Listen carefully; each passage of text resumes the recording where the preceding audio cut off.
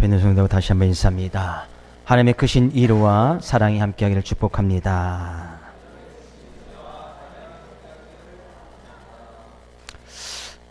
오늘 초등학교에서 선생님이 아이들 퀴즈를 냈습니다. 문어하고 닭지, 낙지나 꼴뚜기, 오징어는 다리가 많은데 다 다리일까 손일까 물어봤어요. 그 하나이가 대답을 합니다. 이 손과 발을 구별하는 방법을 선생님이 이렇게 퀴즈를 낸 거예요. 문어 다리가 몇 개죠? 8개, 오징어는 10개. 어느 건 손이고 어느 건 발인데 하나이가 이렇게 대답을 합니다. 선생님, 그 구분이 간단합니다. 문어나 낙지 머리를 딱 때려서 올라오는 건 손이고 가만히 있는 건 다리랍니다.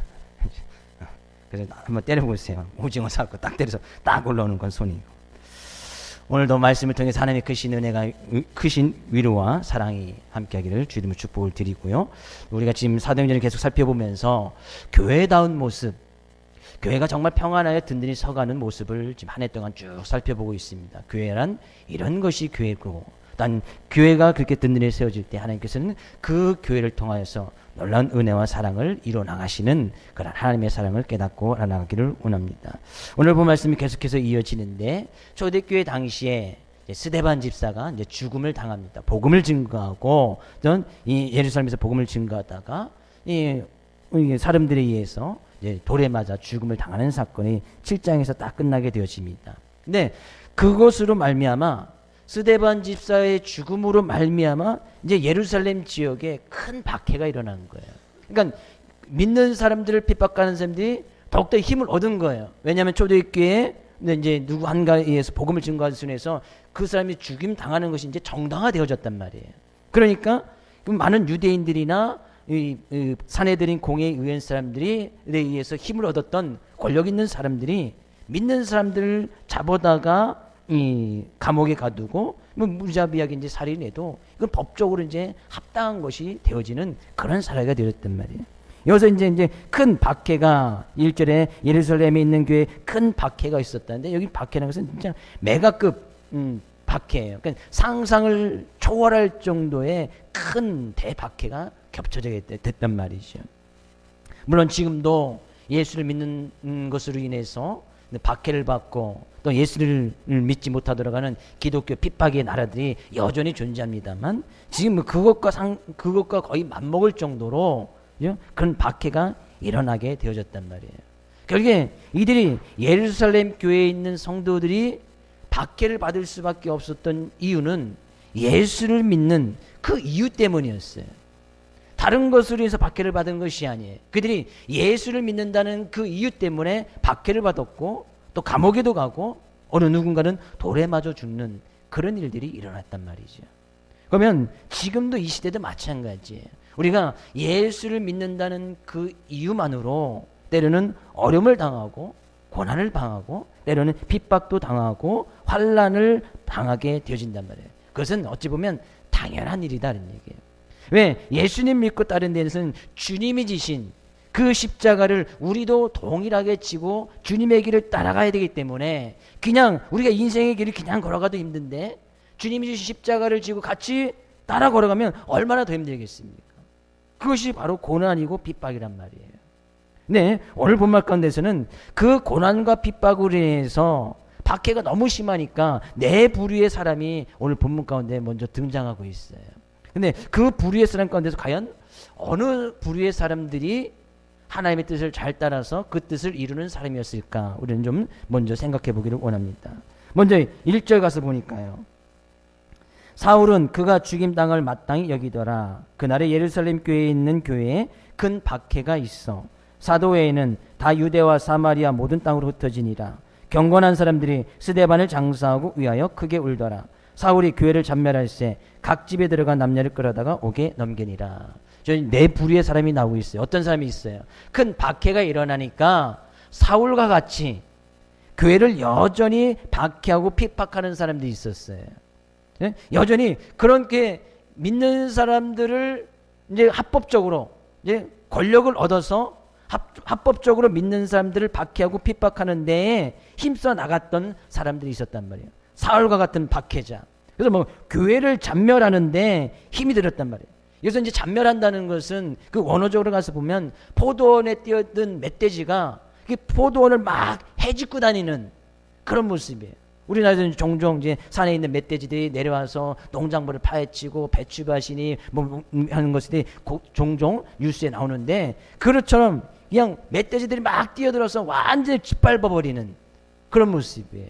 뭐 사울뿐이겠습니까? 사울을 비롯한 어떤 힘 있는 사람, 믿는 사람을 싫어하는 사람들이 막 짓밟고 다니는 박해하는 부류의 사람들이 있었단 말이에요. 정말 잔인하고 무자비한 박해로 막 폭력적으로 벌이는, 그것이 이제 사회 전체적으로 큰 문제가 될 만큼 그런 박해가 심하게 일어났단 말이에요.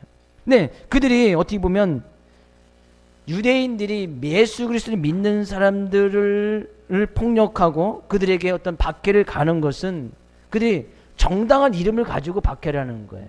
왜? 유대인들은, 같은 예루살렘에 있는 유대인들은 하나님을 믿는 사람이었단 말이죠. 그들이 예수 그리스도를 믿는 사람들 박해하는 것은 정당한 이름을 가지고 하는 거예요. 누구의 이름을 가지고? 하나님의 이름을 가지고 하나님을 위해서 그리스도인들을 박해하는 것을 자임하고 나선 사람들이었단 말이죠. 뭔가 하나님을 잘못 알고 있었고 하나님을 잘못 믿는 그들 믿음의 결과였단 말이에요. 하나님을 제대로 알고 하나님을 제대로 믿었더라면 그리스도인들을 박해하거나 그들에게 폭력적으로 변하진 아니었겠지요. 하나님을 잘못 알고 있었단 말이에요. 그러면서 자기 자신의 어떤 권력과 힘과 이익을 유지하기 위해서 하나님의 이름을 도용하고만 있는 그런 유대인들이 있었단 말이에요. 오히려 그들은 박해를 하는데 열심을 내면 낼수록 하나님과는 더욱 거리가 멀어지는 그런 결과를 초래하게 되었습니다. 그들은 하나님을 믿는 것이 아니라 하나님의 이름을 이용하여서 얻어질 수 있는 힘과 권력과 재물을 의지하고 나가는, 하나님의 이름을 도용하여서 우상 숭배에 빠져 있는 그런 부류의 사람이었다는 거예요. 행여나 우리의 삶 가운데 하나님을 믿는다 하지만 그 하나님을 잘못 믿고 잘못 의지하고 나가면 우리도 사울과 같이 정당하게 하나님의 이름으로 믿는 사람들을 박해하는 그런 잘못된 어리석음에 빠질 수 있다는 거예요. 그래서 우리는 분명히 하나님을 잘 알아야 되고 하나님을 잘 믿어야 된다는 거예요. 두 번째 부류의 사람은 그래도 좀 괜찮은 사람인 것 같아요. 2절 가서 보니까요, 경건한 사람들이 스데반을 장수하고 위하여 크게 울더라. 경건한 사람이에요. 경건한 사람들.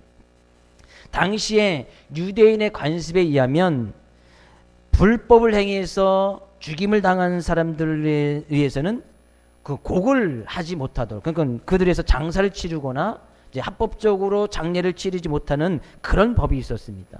그렇다는 이야기는 스데반을 위해서 울 필요도 없었고 장례를 치러줄 필요도 없단 말이죠. 왜? 당시 스데반은 불법을 저질러서 신성 모독죄로 그들이 사람들에 의해서 돌에 맞아서 처형을 당하는 그런 결과를 초래했기 때문에 그들을 위해서 장례하거나 뭐 울을 필요가 없었단 말이죠. 근데 그들은 어떻게 보면 그대 유대인의 관습을 무시한 채 대성통곡을 하고 스데반을 위해서 장례를 치러주는 그런 사람이 있었단 말이에요. 그것을 위해서 행위나 불이익을 당한다 할지라도 전혀 개의치 않겠다는 그런 뜻이지요. 어떻게 보면 이 경건한 사람들은 그래도 하나님 잘 믿는 사람이다 이렇게 생각할 수 있지만 그런 의미는 아닙니다. 이 경건한 사람들을 원어적으로 가서 보면 다른 사람들보다 도덕적으로 윤리적으로 정의롭기는 하지만 예수 그리스도를 알지 못하는 사람들을 가리킬 때 사도행전에 썼던 누가는 그런 사람들을 경건한 사람이다 표현했습니다. 그러니까 쉽게 얘기하면 다른 사람들에 비해서 상대적으로 도덕적이나 윤리적으로 좀 나은 사람들이었단 말이에요. 어떤 정의감에 불타있는 사람. 그러니까 다 유대인들이라고 해서 어떤 스데반이 죽임을 당한 것에 대해서 어떤 그것에 대해서 좀 합리롭지 못하다, 도덕적이지 못하다, 어떻게 사람들이 모여서 수많은 사람들이 모여서 한 사람을 돌을 털어서 죽일 수 있느냐. 그래서 어떤 이 정의감에 불타있던 그런 사람들을 이야기하는 거예요. 상대적으로 조금 다른 사람보다 나은 것이죠. 그래서 그런 사람들이 장례를 치러주고 대성통곡하고 어떤 자기의 어떤 도덕심이나 정의감을 나타냈던 사람. 그러나 예수 그리스도를 믿는 사람들은 아니었단 말이죠. 도덕적으로 좀 나은 사람들일 뿐이에요. 그냥 남들보다 세상적인 관점에서 조금 나은 사람뿐이지 성경적으로 그런 사람이 믿는 사람은 아니었단 말이죠. 이 시대도 뭐 나라나 사회적으로 어떤 불법이나 그런 것이 자행되어지면 막 어떤 정의감에 불타든지 도덕적으로 난 사람들이 막 나가서 뭐 데모도 하고 시위도 하는 그런 모습이 있죠. 경건한 사람들이 이제 그런 부류의 사람이었단 말이에요. 네, 또 한 부류의 사람이 있습니다. 예루살렘 교회에 큰 박해가 일어났습니다. 1절에 가서 보니까요. 예루살렘에 있는 교회에 큰 박해가 있어 사도 외에는 다 유대와 사마리아 모든 땅으로 흩어지니라. 큰 박해가 있는데 예루살렘을 지켰던 사도들이 있네요. 그들은 박해가 일어나도 다른 곳으로 흩어지지 않았습니다. 예루살렘 교회를 지켜야 된다고 하면서 예루살렘 안에서 큰 박해와 핍박을 이겨냈던 사도들이 있었단 말이죠. 그 당시에 그리스도인이라면 남녀노소 다 불문하고 투옥시키고 반항하면 돌을 던져서 뭐 죽임을 당했어도 전혀 문제가 되지 않는 그런 가운데서 사도들은 박해를 피해서 도망하는 것이 아니라 예루살렘을 지키고 나갔단 말이죠. 예수님의 어쩌면 고난과 부활의 산 현장이 있던 것이 바로 예루살렘 아니에요. 그러니까 사도들 당시 예수님의 제자들이 어떤 자신들의 어떤 의무가 예루살렘 지키는 것, 예루살렘의 십자가의 그 현장을 보존하는 것이 아마 그들의 의무라고 생각했는지 잘 모르겠습니다. 그래서 그들은 교회를 지키고 예루살렘을 고수하면서 어떤 생명의 위태로운 박해를 이겨나가고 있었습니다. 근데 과연 이 사도들이 예수님께서 말씀하신 성경적인 모습으로 말씀으로 타당한 평가를 받을 수 있느냐 그런 얘기예요. 우리는 보통 우리나라 역사에도 그런 박해가 있던 시기가 있었잖아요. 일제시대 때 기독교 탄압이 있었고 또 믿는 사람들을 역사적으로 이제 감옥에 가두기도 하고 처형도 시켰던 그런 사람들이 있었어요. 또 끝까지 그때도 이제 우상 숭배에 참여하지 않았고 그것에서 죽임을 당한 그런 사람도 있었단 말이죠. 근데 그런 사람들 나라를 떠나지 않냐고 그 나라를 지키고 이 나라의 교회를 지키고 이 땅을 지키면서 다른 곳으로 이민을 간다든지 비행기를 타고 다른 나라 가다든지 아니었고 그 나라와 그 땅을 지켰단 말이에요. 네, 그 당시와 지금 이 상황이 좀 다르니까 과연 사도들은 큰 박해 속에서 다른 곳으로 흩어지지 아니하고 예루살렘을 지켜나간 것이 성경적인 모습으로 정말 타당한 평가를 받을 수 있는가? 꼭 그렇지만 않다는 거예요. 잘 생각해 보면 예수님께서 마지막 승천하시기 전에 제자들에게 사도들에게 하신 말씀이 뭐예요? 오직 사도행전 1장 8절 오직 성령이 너희에게 임하시면 너희가 권능을 받고 예루살렘과 온 유대와 사마리아와 땅 끝까지 이르러 내 증인이 되리라. 누구에게 주신 말씀이에요? 예수님께서 제자들 사도들에게 주셨던 말씀이죠.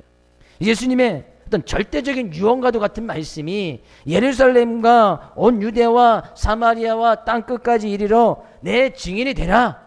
이것이 예수님께서 주신 말씀이잖아요. 이 유언과도 같은 말씀이에요. 그 사도들에게 그래서 예루살렘은 그들이 예수님의 제자로서 예수님의 증인으로서 살아갈 어떤 그런 제자의 삶의 모습의 시작점, 출발점은 예루살렘이지만 그 예루살렘에 머물러 있어서는 안 된다는 거죠. 예루살렘과 유대로 가고 사마리아로 가고 땅 끝까지 이르러서 그들이 복음을 증거하고 주님의 증인된 삶의 모습으로 살아가야 되는 것이 사도들 제자들의 모습이었단 말이에요. 그러니까 예루살렘은 제자다운 삶의 모습의 출발점, 그러나 그 예루살렘이 그들의 삶의 종착역은 아니었단 말이죠. 그들이 가야 할 머나먼 길이 여전히 있었음에도 불구하고 그들은 그냥 예루살렘에 주저앉아서 떠날 생각을 하지 않았단 말이죠. 당시의 상황을 보면 사도들이 한 번 설교를 하면 수천 명씩 회개하고 돌아오고 수많은 사람들이 세례를 받고 그런 산 역사가 나타나니까 어떻게 보면 주님의 마지막과도 같은 유언의 말씀을 망각해버리는 거예요. 왜 너희들이 예루살렘에만 있느냐? 어떻게 보면 스데반의 죽음으로 순교로 말미암아 예루살렘의 큰 박해가 시작된 이유가 바로 여기에 있는 거예요. 왜 예루살렘만? 왜 예루살렘만? 그럼 유대와 사마리아와 땅끝은 누가 가서 복음을 증거할 거냐 그런 얘기예요. 그러니까 사도들이 늘 그냥 예루살렘을 위해서 예루살렘의 어떤 장벽을 뛰어넘지 아니하고 예루살렘 안에서만 복음을 전파하는 그런 모습이 있으니까 하나님께서 일부러 스데반의 죽음을 통해서 큰 박해가 일어나서 모든 사람들이 다른 제자들이 다 흩어지도록 유대와 사마리아 모든 땅으로 흩어지니라 막 사람들을 예수님의 제자들을 다 흩어버렸단 말이죠. 그래서 사도들은 물론 그들의 믿음과 신앙이 잘못됐다는 것이 아니라 그죠? 그들이 정말 정작으로 예수님의 말씀을 따라서 해야 될 일을 잊고 있었단 말이에요. 그럼 예루살렘만 그들이 고수하고 거기서만 복음을 증거했더라면 지금도 우리에게는 복음이 증거되지 않았겠지요. 예수님의 뜻은 예루살렘 유대인들에게만 향한 것이 아니었거든요. 예루살렘은 온 유대와 사마리아 이방인 나라와 모든 나라에게 하나님의 나라가 증거되고 천국이 증거되어지고 그들에게 복음이 증거되어지는 것이 하나님의 뜻이었는데 그들은 그냥 그 자리에 지켰단 말이죠. 겉으로 보기에는 사도들이 대단한 신앙인 것처럼 보이지만 실제로는 비신앙적인 예루살렘만 집착하는 그런 집착에 지나지 아니었단 말이에요. 네, 이 대박해로 인해서 어떤 불의의 사람이 있습니까? 네 번째 불의의 사람들은 대박해로 인해서 유대와 사마리아 모든 땅으로 흩어진 사람들이 있네요. 흩어진 사람이 있단 말이죠. 일반적으로 우리가 생각할 때 참된 신앙은 박해를 두려워하지 아니하고 그것을 이겨나가는 것이 참된 신앙이라고 그렇게 보통 생각을 합니다. 박해의 자리를 떠나는 것은 어떤 신앙에 대한 배신처럼 여겨지는 경우가 종종 있단 말이죠. 그래서 예전에 이렇게 일제시대에 우리가 신상 참배 할 때에 그 참배했던 사람들은 막 기독교 역사에서도 약 좀 배제도 시키고 다 막 그런 역사가 좀 안 좋은 역사가 좀 있습니다. 근데 어떻게 보면 그럴 수도 있지만 큰 박해 가운데서 그 참된 신앙을 지켜나가는 것, 그 자리에서 이 신앙을 지켜나가는 것이 참된 신앙의 모습으로 보일 수도 있지만 꼭 그런 것만은 아니다는 얘기예요. 이들이요 어디로 흩어졌습니까? 대부분의 교인들이 다 흩어졌는데 유대와 사마리아 모든 땅으로 흩어졌다는 얘기예요. 이제 흩어진 것은 자기가 능동적으로 흩어진 것이 아니에요. 그들에게 왜 흩어졌어요? 그들도 어떻게 보면 예루살렘 지역에 박해가 없었더라면 어쩌면 그들도 그냥 예루살렘에 머물렀을지도 몰라요. 근데 여기서 흩어졌다는 것은 수동이에요. 누군가 와서 그냥 강제적으로 흩어버리는 수동태를 사용하고 있어요. 하나님께서 그들을 일부러 흩으셨단 말이에요. 그래서요 복음이 예루살렘에서만 머물러 있던 이 복음이 예루살렘을 넘어서 사방으로 번지게 되어졌고 유대인만을 향하던 복음이 이방인을 향해서 확산되는 대전환점이 사도행전 8장에서 지금 이루어지고 있는 거예요. 얼마나 놀라운 역사가 일어나는 거예요. 근데 그들에게 흩어졌던 이유가 뭐예요? 큰 핍박이 일어나니까. 결국에 어려움이 오고 문제가 오니까 그때서야 하나님의 주님의 뜻이 주님의 말씀이 그때서야 생각이 나는 거예요. 그 핍박이 오기 전에 환란이 오기 전에 예루살렘에 어느 정도 교회가 성장하고 뭐 3,000명, 5,000명씩 회개하고 세례를 받는 그런 역사가 일어났으니까 예루살렘 교회가 커지고 초대교회가 커졌으면 이제 우리가 이제 뜻을 받들어서 주님이 할때면서 이제 이 예루살렘 교회를 중심으로 흩어지고 교회가 나눠지고 가서 복음을 증거하고 또 이방인들에게도 복음을 증거하고 나갔더라면 얼마나 좋겠습니까? 근데 꼭 핍박을 당하고 나서야 흩어졌단 말이에요. 우리의 삶의 모습, 믿음의 삶의 모습과도 정말 많이 이 말씀을 적용할 필요가 있습니다. 주님께서는 분명히 주님의 말씀과 주님의 뜻을 이루며 살아가기를 주님께서는 우리에게 원하고 계십니다. 근데 우리가 하나님을 잘못 알고 잘못 믿으면 사울과 같은 그런 박해하는 그런 어리석은 믿음의 잘못된 오류를 범할 수도 있고요. 내가 내 자신에 혹시 집착하여서 그냥 나만, 내 교회만, 내 가정만, 그러면 이 예루살렘을 지켰던 사도처럼 그것이 어떻게 보면 내 교회, 내 가정 생각한 것이 잘못된 것은 아니지만 그렇다고 내 가정, 내 교회, 그럼 다른 교회와 다른 사람, 믿지 않은 사람들은 그렇죠? 그거에 대해서 어떤 이 잘못된 신앙의 오류를 범할 수 있다는 것이죠. 저는 주의 이름으로 축복을 드리되 행여나 하나님께서 우리 삶 가운데 핍박, 어려움, 문제가 없어도 그렇죠? 그 가운데서도 주님의 말씀을 늘 기억하고 주님의 뜻이 무엇인지 잘 기억하여서 복음을 증거하고 복음을 전하는데 힘써 나가는 여러분과 우리 교회 될 수 있기를 주의 이름으로 축복을 드립니다. 그래서 교회는 흩어져야 되는 거예요. 흩어져야 된다는 것은 그죠? 우리가 주일날 정해진 시간에 모여서 예배를 통해서 하나님의 은혜와 사랑을 받고 말씀의 힘을 얻고 나갔다면 그죠? 주일 외에는 이제 우리가 또 가정으로 세상으로 사회로 흩어지잖아요. 흩어져서 그곳에서도 참다운 복음의 모습, 교회다운 모습으로 그곳에 다 서 있을 수 있어야 된다는 거예요. 이것이 흩어진다는 의미거든요. 그래서 내가 서 있는 그곳에서 만약 교회가 예루살렘이라면 우리 가정은 유대가 될 수 있고 내 사회는 사대는 사마리아 땅이 될 수가 있는 거예요.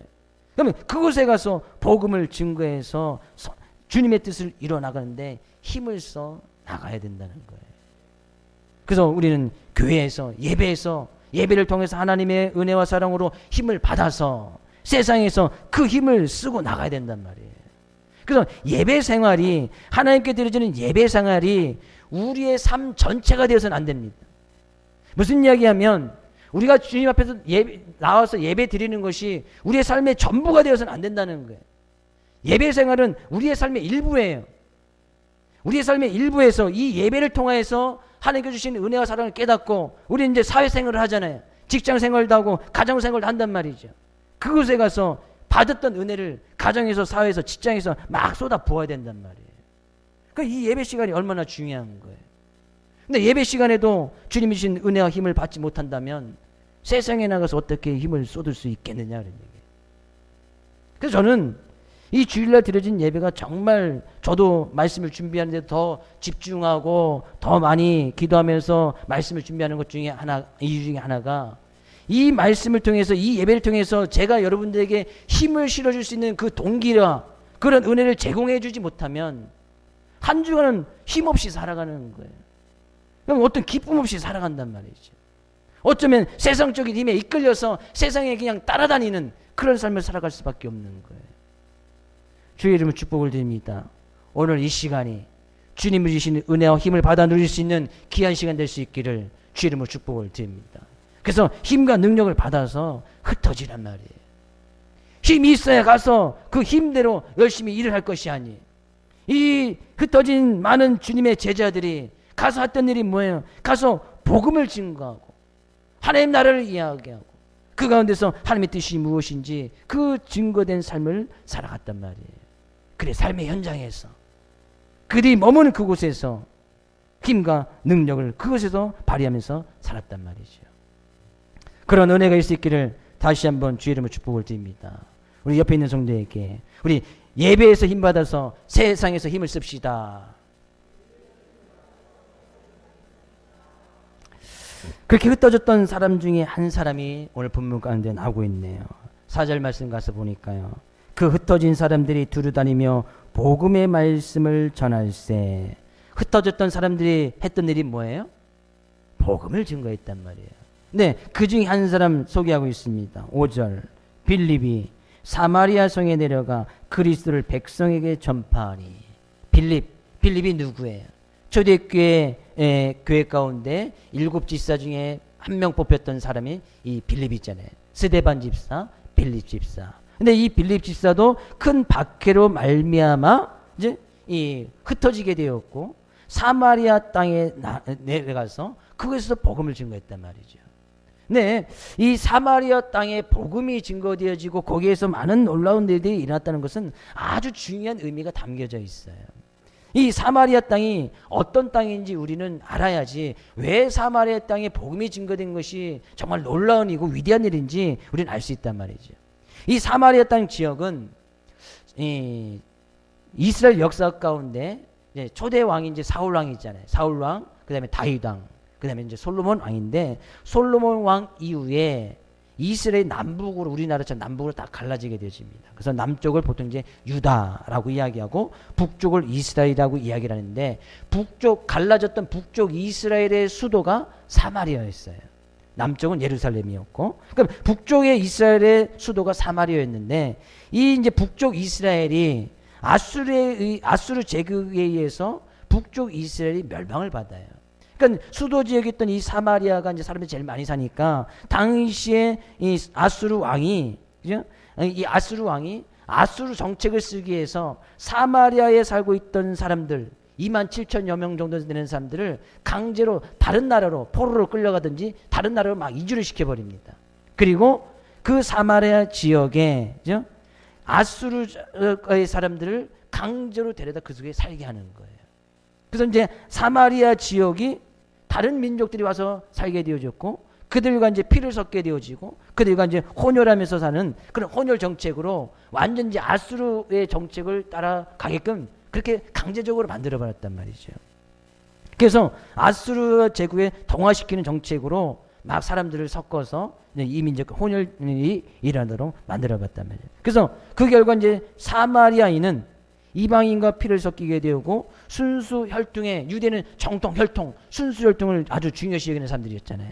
근데 그렇게 집착하던 유대인들이 이 사마리아 사람들을 멀리하게 되어지는 거예요. 근데 그 멀리해졌던 것이 예수님 당시에도 유대인들은 사마리아 사람들과 아직 접촉하지도 않았고 행여나 그 사마리아 땅을 지나서 북쪽으로 가게 될 경우에는 사마리아 지역을 피해서 삥 돌아서 그것이 뭐 하루 이틀을 더 걸려도 사마리아 지역 땅은 아예 밟지도 않았어요. 그만큼 유대인들은 정통 순수 혈통을 중요시 여겼단 말이죠. 네. 그래서 사마리아 그렇게 유대인들이 이렇게 나오니까 사마리아 사람들 또한 유대인들을 싫어할 수밖에 없겠지요. 그래서 예수님 당시에서도 예수님께서 그 지역에 가서 복음을 전가하실 때에 우물가에 한 여인, 우물가에서 한 여인을 만나는 그런 요한복음 4장 그런 이 기록이 있지 않습니까? 근데 이 여인이 예수님이 유대인인 건 아닌 거예요. 왜 유대인이 왜 사마리아 사람들에게 저 같은 사람에게 말을 겁니까? 물을 달라고 합니까? 당신은 손이 있습니까? 발이 없으니까 물을 떠먹든지. 그러니까 사마리아 사람들도 유대인들을 보면 이게 서로 싫어했단 말이죠. 그런 일이 일어나는 거예요. 그런데 중요한 것은 바로 그런 사람들이 빌립 유대인이었던 이 빌립으로 말미암아 복음을 받아들이게 되었고 주님의 구원의 역사에 그들이 동참하게 되어졌다는 거예요.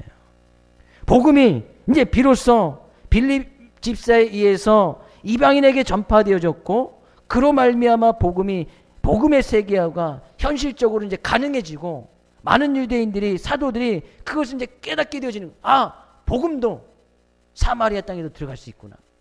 복음이 우리 유대인뿐만이 아니라 이 다른 모든 나라에게도 복음이 들어갈 수 있구나. 새로운 역사가 주님의 뜻이 그 다른 지역에서도 일어날 수 있다는 사실을 깨닫게 되어지는 아주 중요한 사건이란 말이에요. 그래서요 빌립은 그들이 이 사마리아 사람들이 어떤 부류의 사람인지 그것은 중요하지 않습니다. 그런 사람들에게도 영원한 생명의 일이 무엇인지 복음으로 말미암아 새로운 생명을 얻어 나갈 수 있는 그런 길을 제시해줬던 사람이 바로 이 빌립이었다는 얘기예요. 그러면 마찬가지예요.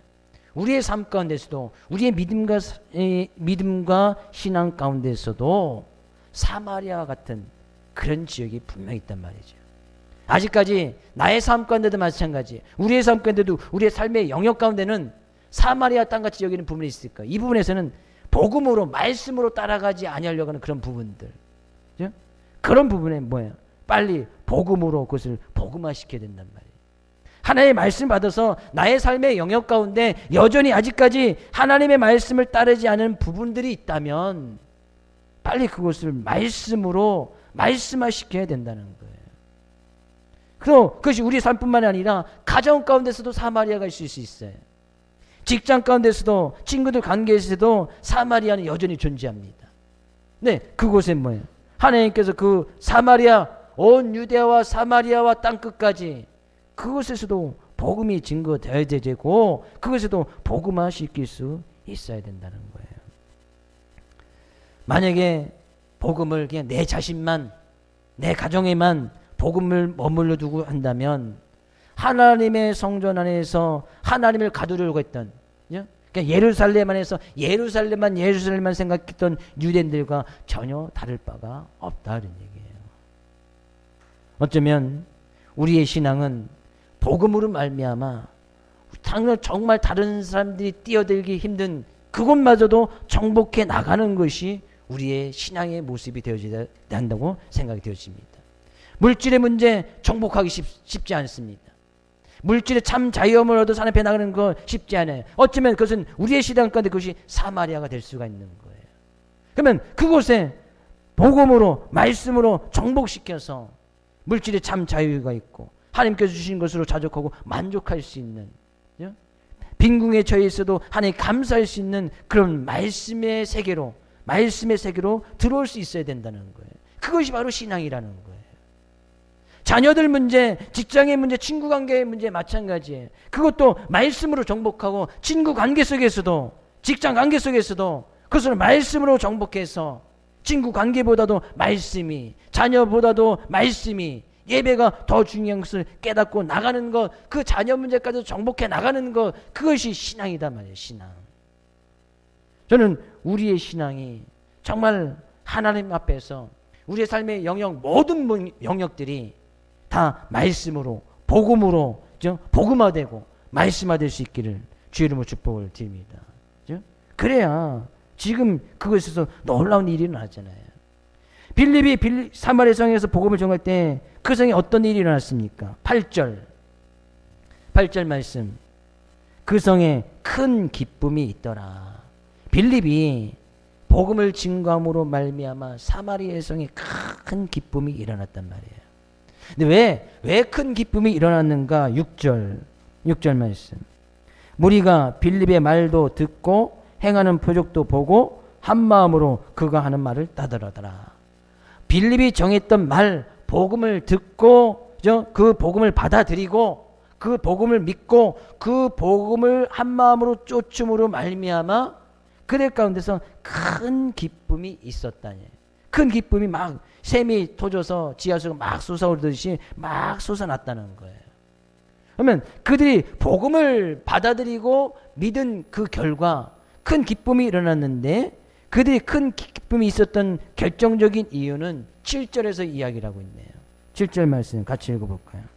많은 사람에게 붙었던 더러운 귀신들이 크게 소리를 지르며 나가고 또 많은 중풍병자와 못 걷는 사람이 나으니 그 성에 큰 기쁨이 있더라. 복음을 그들이 받아들이고 복음을 믿음으로 말미암아서 사마리아 성들 사람 가운데 일어났던 놀라운 역사 가운데 하나는 많은 귀신들이, 사람을 괴롭혔던 귀신들이 쫓겨났다는 거예요. 이건 뭐 당연한 이야기죠. 천지를 지으신 하나님의 생명과 능력 앞에서 귀신이 쫓겨난다는 것은 뭐 그렇게 놀랄 일이 아니에요. 믿는 사람들이 다니면 당연히 귀신들은 무서워서 믿는 사람들 당연히 멀리할 수밖에 없어요. 그것을 행여나 좀 시험하고 테스트해보고 싶은 사람들은 어떤 무당이나 뭐 하는 사람들이 굿하는 데 한번 딱 가서 서보세요. 그러면 굿하는 사람이 이야기합니다. 혹시 여기 예수 믿는 사람이 있어? 좀 이 자리 좀 비켜주시오. 그렇게 이야기를 해요. 근데 내가 가서 딱 서 있는데도 굿하는 사람이 굿을 잘해. 그런 얘기를 안 해. 그럼 누가 문제 있는 거죠? 굿하는 사람이 문제가 있을 수도 있겠지만, 대부분 믿는 사람들이 그 자리에 갖다 서 있으면 여기 안 되니까 신내림이 안 된다 아니에요. 그들 나름대로. 그들도 알고 있습니다. 그들 알고 있어요. 예수의 신, 그들 이제 예수 하나의 신이라고 표현하면서 예수의 신이 가장 큰 신인 것을 알고 있어요. 그러나 자기는 그 짜잘한 예수 밑에 있는 그 신 때문에 그 일을 해야 되는, 그것을 역사적인 사명으로 알고 그 일을 할 수밖에 없다고 이야기를 해요. 근데 정작 예수를 딱 알게 되어지면 그리 놀라운 변화가 일어나죠. 그들도 안단 말이죠. 귀신도 예수님이 어떤 분인지 알고 두려워 떤단 말이죠. 그러니까 뭐 귀신이 쫓아났다, 이것은 믿는 사람들은 그렇게 뭐 놀랄 일이 아니에요. 뭐 당연한 일이니까. 우리가 가는 곳은 귀신이 다 떠나가고, 그죠? 주의 이름 축복을 드립니다. 여러분이 가는 곳곳마다 사단, 마귀, 귀신들은 다 물러서 두려워서 다 쫓겨나갈 수 있기를 주의 이름으로 축복을 드립니다. 이거는 뭐 늘상 가운데 일어나는 일이니까 이것과 놀라지는 않아요. 근데 그 다음 어떤 일이 일어났어요? 또 많은 중풍병자와 못 걷는 사람이 나으니. 중풍병자와 못 걷는 사람. 근데 이 못 걷는 사람은 태어나면서부터 안진뱅이 된 선천적인 불구자란 말이죠. 선천적인 불구자. 그러니까 어떻게 보면 당시의 의학으로 고칠 수 없는 불치의 환자들이었단 말이에요. 의학적으로 불가능한 병을 치유받았다면 그것에 당연히 기쁨이 있는 것은 당연한 일일 거예요. 저도 뭐 말씀을 준비하면서 뭐 교회 성도님 가운데서 또 육체적으로 어려움과 고통을 당하는 성도도 있잖아요. 그래서 하나님의 은혜와 사랑이 또 임하여져서 또 하나님이 주시는 기쁨이 충만하기를 말씀을 준비하면서도 기도했어요. 현대적인 의학으로 고칠 수 없는 불치의 병, 어쩌면 얼마나 이 큰 고통과 어려움이 있겠습니까? 그래서 말씀을 준비하면서도 간절히 하나님 주님의 은혜가 임하면, 그러나 우리가 분명히 알아야 할 것은 있어요. 분명히 알아야 할 것은 사마리아 성의 기쁨이 단지 육체적인 치유, 안진병이라든지 중풍병자들이 나은 것으로 인해서 사마리아 성의 기쁨이 넘쳤을까요? 병의 치유로 인한 기쁨은 얼마 유지되지 않습니다. 당신은 정말 기쁠 수 있겠지요. 그러나 그 기쁨은 곧 사라져버리고 말 거예요. 그리고 육체적인 병이 낫지 않는 것, 성경에 가서 보면 육체적인 병이 낫지 않는 것 또한 그것 주님의 은혜인 것을 성경은 분명히 이야기를 하고 있습니다. 우리가 잘 알고 있는 엘리사 선지자, 그 사람 그가 기도할 때 죽은 사람도 막 살리게 하고 병든 자도 막 고치게 했던 그 놀라운 엘리사 선지가 있잖아요. 근데 이 엘리사 선지자가 어떻게 죽었습니까? 열왕기에서 보면 엘리사가 죽을 병이 들매 죽었다는 거예요. 이 죽을 병이라는 불치병이거든요. 정작 죽은 사람을 살리고 병을 고쳤던 이 엘리사 선지자는 자기가 불치병에 걸려서 죽었어. 우리 말씀에 의할 수 있잖아요. 아니 그런 능력 있는 사람이, 그죠? 그러나 그것 또한 하나님의 은혜지요. 우리가 잘 알고 있는 바울 사도, 그건 뭐예요? 그는 늘 삶 가운데 육체적인 가시를 달고 다녔어. 바울 아시잖아요. 병든 사람 고치는 거, 뭐 수건만 얹어도 막 낫고, 그냥 뭐 죽은 사람도 막 살려냈던 그 바울이 정작 자기 자신에는 몸에 병이 들어서 그것을 신학자들은 뭐 간질이다 또는 이제 눈에 암병이 있을 것이다 막 이렇게 이야기를 하지만 어떤 병인지는 알지 못해요. 고칠 수 없는 그런 병이에요. 그래서 하나님께 간절히 기도를 했는데도 하나님께서 들어주지 않아요. 야, 그거면 충분해. 내가 교만하지 않게 해서 내가 네 몸에 안전핀 하나 심어놓은 거야. 바울도 육체적인 병 때문에 고생을 하지만 병든 사람도 살리고 다니는 거예요. 그러니까 하나님의 은혜는 꼭 병을 낫게 하는 것만 하나님의 은혜가 아니고, 그죠? 병을 그대로 그 몸속에 지니도록 하시는 것도 또한 하나님의 은혜인 것을 분명히 알아야 된단 말이에요. 그렇다는 것은 병을 낫게끔 해서 그들이 이 병을 낳은 것, 중풍병자리 낳은 것, 못 걷는 사람이 거느는 것을 위해서 그 성에 큰 기쁨이 있었다는 것은 아니럴 것이란 말이죠. 왜? 빌립이 복음을 증거했다고 해서 사마리아 성에 있는 모든 병자들이 다 고침을 받았을까요? 사마리아에 있는 모든 불치병의 사람들이 다 고침을 받지는 아니었을 거란 말이에요. 왜? 이것은 예수님도 하지 아니하셨던 일이니까. 예수님 당시에도 예수님이 가는 곳곳마다 물론 귀신을 쫓아내기도 하고 병든 자를 고쳐주기도 했지만 모든 병자를 다 고쳐주신 것은 아니란 말이에요. 물론 예수님은 그럴 만한 능력이 있었지만 그렇게 하지 않으셨어요. 어느 누군가에게는 그 육체적인 병 그대로 가지고 있는 것이 하나님의 은혜이기 때문에 그냥 내버려 두신 사람들도 있었단 말이에요. 그렇다면 사마리아 성에 큰 기쁨이 있었다. 왜 그런 큰 기쁨이 있었을까? 단순히 병 나은 것을 가지고는 이 기쁨이 있지 않았을 텐데 우리는 그 의미를 나으니에라는 단어에서 찾아볼 수가 있습니다. 많은 중풍병자 못 걷는 사람이 나으니, 여기서 나았다는 것은 치유되었다, 병이 고침받았다라는 그런 의미도 있지만 원어적인 의미에 가서 보면 다른 의미가 하나 담겨져 있는데 거기서는 섬긴다는 뜻이 담겨져 있어요. 성경 가운데 섬긴다는 것은 예배드린다는 거거든요. 하나님을 섬긴다, 하나님을 예배드린다는 그 의미가 나으니라는 그 단어 속에 숨겨져 있어요. 그렇다는 것은 그들 성 가운데 큰 기쁨이 있었다. 왜 기쁨이 있었는가? 중풍병자들이, 못 걷는 사람들이 주님의 의전을 찾아서 하나님께 예배드리는 그런 모습을 통해서 그들 성 모든 사람들에게 큰 기쁨이 존재하고 그 기쁨으로 말미암아 하나님을 찬양하면서 나갔다는 거예요. 어느 중풍병자는 나음을 잃는 사람들이 분명히 있었을 거예요. 어느 못 걷는 사람들은 분명히 고침을 받은 사람도 있었을 거예요. 근데 그런 사람들과 또 병든 사람들이 복음을 받아들이고 복음 안에서 참 자유를 얻어서 병이 낫든지 안 낫든지 그들이 예배당 안에 모여서 예배드리는 그 모습을 통해서 그 성에 큰 기쁨이 있었다는 거예요. 하나님을 제대로 알고 하나님을 제대로 믿으면 그 하나님께 예배드리는 것을 통해서 참 기쁨과 즐거움이 삶 가운데 차고 넘치게 되어진다는 거예요. 단순히 병 나은 것으로 인해서 기쁨이 샘솟듯 일어나지는 않았다는 얘기예요. 이 예배라는 것은요, 하나님과 내 자신의 관계를 잘 아는 사람이 예배를 드릴 수가 있는 거예요. 병 고침을 받은 사람들이 복음을 듣고 그 복음을 받아들인 사람들이 그 복음의 주체 되신 하나님이 예수 그리스도가 어떤 분인지 알았기에 그들이 병을 낫든 안 낫든 그들이 나와서 다 하나님을 섬겼다, 예배했다. 그러니까 그 성에 큰 기쁨이 있었다는 거예요. 우리의 하나님이 살아계시고 그분은 구원자시고 그분은 창조주시고 거룩하신 하나님을 알 때에 참다운 기쁨의 모습으로 하나님께 예배드릴 수 있다는 얘기예요. 그럼 제가 한번 물어볼까요? 지금 이 시간 우리가 하나님께 예배드리는 이 예배는 기쁨이 있는 예배가 되어집니까? 즐거움이 있는 예배로 지금 하나님께 드리고 있습니까? 정말 삶 가운데 어려움과 고난이 있어요. 근데 그냥 그럼에도 불구하고 주일을 지키기 위해서 그 주일 하나님께 예배드린 것이 사모되어져서 많은 어려움과 바쁜 일 그런 것을 다 팽개치고 있어도 지금 주님 앞에 기쁨의 모습으로 하나님의 예배드린 것이 정말 사모되어져서 그 하나님께 지금 예배를 드리고 있느냐는 얘기예요.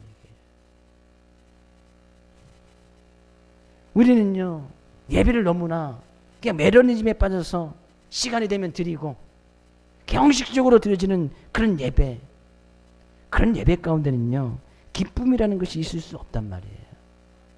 그런 예배 가운데 무슨 기쁨이 있겠습니까? 그냥 와서 한 시간 반 시간 허비하고 나가는 것밖에 되지 않는단 말이에요. 저도요, 말씀을 준비하면서 그렇구나. 그러면서 저도 하나님 앞에 예배를 드리는 예배자 중에 한 명이잖아요. 물론 앞에서 말씀 인도가 나가지만 저도 하나님 앞에 서 있는 예배자 중에 한 명이란 말이죠. 그럼 나의 예배는 정말 하나님을 기쁘시게 하고 삶 가운데 기쁨이 넘치는 그런 예배를 하나님께 드리고 있는가? 우리 늘 예배를 드리면서 예배 가운데 늘 기쁨이 차고 넘쳐야 됩니다. 세월이 가고 나이가 들수록 우리의 육체의 모습은 노쇠해집니다. 그래서 당연한 이치예요. 아무리 수술하고 한다 할지라도 나이가 들면 자연스럽게 우리의 육체의 모습은 노쇠해야 될 수밖에 없단 말이죠. 그러나 우리가 드려지는 예배는 날마다 새로워야 되고 날마다 살아있고 날마다 살아있는 예배가 될 수 있어야 되고 늘 기쁨 있는 예배가 될 수 있어야 된다는 거예요. 그런 예배가 될 수 있기를 주의 이름으로 축복을 드립니다. 그래서 이 예배가 나의 삶의 전부가 되어지고 그 예배 가운데 우리가 힘을 받자는 이유가 바로 그런 거예요. 예배 가운데 기쁨이 있으면 힘이 생깁니다. 기쁨으로 모든 일을 하는 것에는 육체적으로 힘이 들어도 거기 힘이 생기는 거예요. 기쁨을 일하다 보면 힘이 생기는 거예요. 예배 드리는 것이 어떻게 보면 육체적으로도 노동이 될 수 있어요. 힘들지요. 1시간, 2시간씩 앉아서 예배 드리는 거 결코 쉬운 일만 아니에요. 그러나 그 가운데 힘들고 어려운 가운데서도 그 예배 가운데 부어주시는 놀라운 하나님의 기쁨을 깨달아 알고 나가지면 힘이 생기고 능력이 생기고 그 힘과 능력으로 말미암아 나의 삶이 회복되어지고 가정이 살아나고 내가 속해 있는 사마리아 그 땅을 정복해 나갈 수 있고 참 자유함을 누리는 그런 삶을 살아갈 수 있게 되어진다는 거예요. 주의 이름으로 축복을 드립니다. 우리의 예배가 늘상 기쁨이 될 수 있기를 주의 이름으로 축복을 드립니다. 그래서 예배의 삶을 살아가고 예배의 가정이 되고 진정한 예배의 교회가 될 때에 우리는 새로운 차원의 전혀 다른 사람들이 느끼지 못했던 기쁨과 즐거움이 충만하게 될 것입니다. 이 기쁨과 즐거움으로 한 주간도 승리하시고 한 주간도 세상 속에서 막 기쁨과 즐거움을 막 쏟아내어 힘을 쏟아내고 그 가운데서 복음이 하나님이 어떤 분이시, 예수 그리스도가 어떤 분인지 밝히 보여 증거하며 살아갈 수 있는 귀한 한 주간 될 수 있기를 다시 한번 주의 이름으로 축복을 드립니다.